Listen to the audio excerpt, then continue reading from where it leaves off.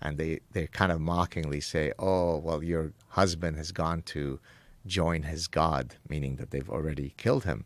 So then my mother is in her little cell, and they're doing bad things to them, and she hears my dad late at night in some other part of wherever they were keeping him. He had a very whooping kind of cough, like a cough, as if like actually I have a similar cough.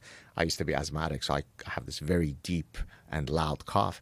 And so she was hearing that cough, but she wasn't sure if she's just hallucinating this in her thoughts or whether it was real.